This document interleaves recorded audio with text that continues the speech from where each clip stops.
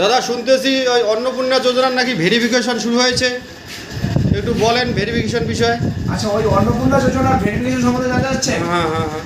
আচ্ছা আচ্ছা, বলি অন্নপূর্ণা যোজনার ভেরিফিকেশন শুরু হয়ে গেছে। হ্যাঁ, অনেকেই প্রশ্ন করতেছিল আমাকেও যে ভেরিফিকেশন কবে হবে, কি করে হবে, বাড়িতে গিয়ে ভেরিফিকেশন হবে কিনা, আমরা যারা অনলাইনে করেছি অফলাইনে করিনি, অফিসে জমা দেয়নি, তাদের ভেরিফিকেশন কি বাড়িতে যাবে নাকি, ইত্যাদি ইত্যাদি বিষয়গুলো আমি যতটা তথ্য জানি আপনাদেরকে জানার চেষ্টা করছি। আচ্ছা বলেন শুনি।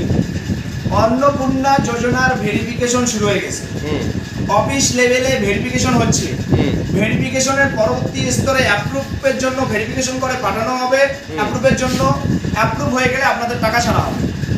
সরকার যতটা সম্ভব 1 তারিখের মধ্যে অন্নপূর্ণা যোজনার টাকা দেওয়ার চেষ্টা করতেছে। এবার এই ভেরিফিকেশনে একটা অনেকের মনে প্রশ্ন যে ভেরিফিকেশনটা কি বাড়ি গিয়ে করতে হবে কিনা। বলে রাখি, আপাতত ভেরিফিকেশন অফিস লেভেলে আপনারা অনলাইনে যে ডকুমেন্টসগুলো দিয়েছেন, আপলোড করেছেন, সেগুলো খুবই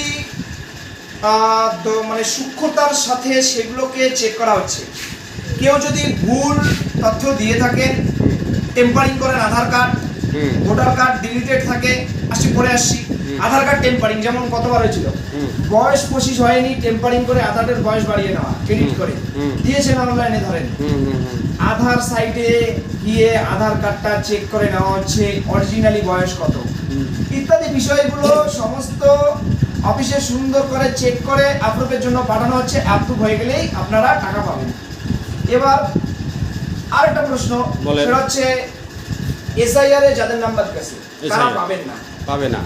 এসআইআর এ যাদের নাম বাদ গেছে, তারা ডিলিট হয়ে গেছে, তারা পাবেন না। যদি অ্যাপ্লিকেন্টের বাদ হয় সেও তবুও পাবেন না। যদি এইচওএফ হফের মানে হেড অফ দ্য ফ্যামিলি বাদ হয় তবুও পাবেন।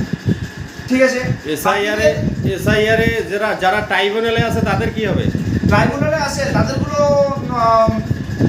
একটু তাদেরগুলো হয়তো বা বিবেচনা করা হবে, কিন্তু তাদের ট্রাইব্যুনালের কাগজ যদি ঠিকঠাক দিয়ে থাকে সেগুলো আপাতত ছেড়ে দেওয়া হবে। কিন্তু যাদের ডিলিটেড হয়ে গেছে তাদের হবে।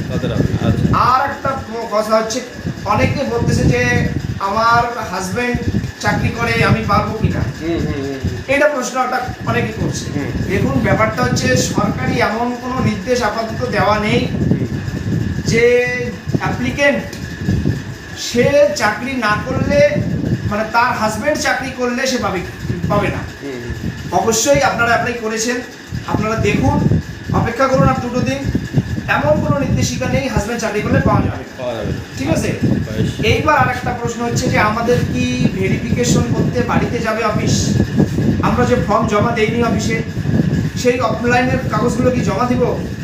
আপাতত জমা দেওয়া, কিছু অফিসে জমা নেওয়া হচ্ছে, কিছু অফিসে জমা নেওয়া হচ্ছে না। তাহলে যেখানে হচ্ছে না, ডকুমেন্টারি হিসাবে অফিস আপনারা যে আপনাদের যে মানে ফাইল ডাউনলোড করা যাচ্ছে, যেটা আপনারা প্রিন্ট করে নিয়েছেন, সেটা অফিস নিজে থেকেই ডাউনলোড করে অফিসে রেখে দিবে ডকুমেন্ট হিসাবে।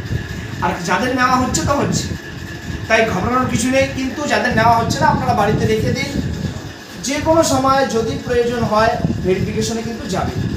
তো সব থেকে ইম্পর্টেন্ট, 1 তারিখে সরকার চেষ্টা করতেছে টাকা দেওয়ার জন্য। তার জন্য ভেরিফিকেশন এবং অ্যাপ্রুভের কাজ খুবই দ্রুততার সাথে করা হচ্ছে। আর কয়েকটা দিন অপেক্ষা করুন, আপনারা অন্নপূর্ণা যোজনার টাকা পেয়ে যাবেন। আশা করি আপনার উত্তর পেয়ে গেছেন।